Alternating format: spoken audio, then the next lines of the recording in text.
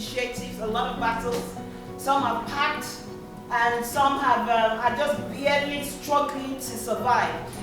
But we're here today to celebrate the existence of listening ears. It's not been a very easy journey, but however, with the support of the community, this initiative is standing. It is standing.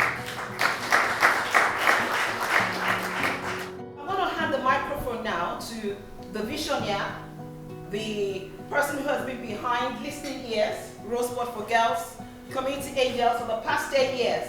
The one who has had to, keep firing, keep roaring year after year. From the first year to the second year, to the third year, to the fourth year, the fifth year, the sixth year, the seventh year, the eighth year, the ninth year, and the 10th year.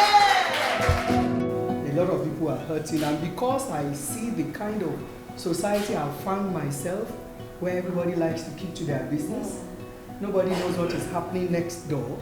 I particularly got concerned when I found out there are people, maybe in house number 1, they are ill, they are waiting for the ambulance to come, and next house is number 3 because it's maybe odd number on that side. The husband there is a doctor, the wife is a nurse, the neighbor doesn't even know. We are very passionate about not just beating about the bush in the community, but identifying what is the problem that is on ground, and then look at what can we do to create a solution or to create a helping hand, so that at least there can be some kind of effect of change in that particular circumstance. One thing that struck me is that since being the mayor, it has been an eye-opener for me, especially you meet people who have done a lot for the community and received little or nothing. And today I'm saying a big thank you to everybody here today. Listening here has been in operation for 10 years, and you focus on loneliness of the elderly. And if we can do anything to prevent or reduce the number of isolated elderly, not only that we are helping that person as a human being, but we are helping the council as well. This is one of those things that we need in this community. And you, in this charity, you have filled that gap. Every little step you can take to help this community, you are not doing it for your own self, but you are doing it for humanity. And the impact that this charity has done in the last 10 years is phenomenal. Winston Churchill's black dog of depression follows loneliness like a shadow. Depression may be just around the corner, and the sad fact of life is that you cannot avoid shadows. However, you can turn the light on. At that time, we didn't really give it a name. It was a drop-in center in Abbeywood. We met on Mondays, and we just had it as a walk-in. And then in the wake of that, even though we didn't make any noise about it, but because of the difference it is making, of course people started to hear about it. And that is when Stuart heard about me. And then he came to see me and they told me about this community, the training they were doing to train people as health trainers. We looked at how can I put into practice what we have learned. And then we saw this hall that is disused, and then we started to set up the Feel Good Friday Club.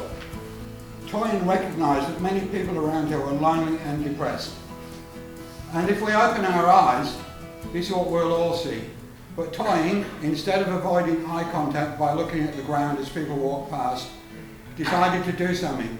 In the last 10 years, the community has built up around Listening Ears. It's a place where instead of opening a can of baked beans for lunch, people can share a healthy, nutritious meal with their newfound friends.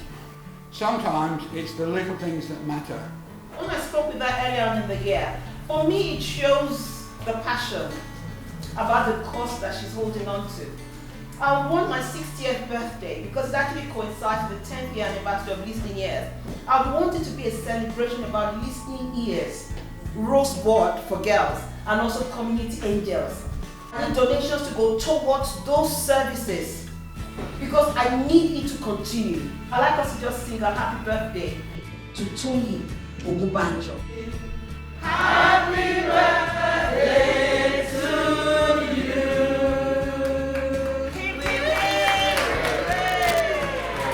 Thank you all so much.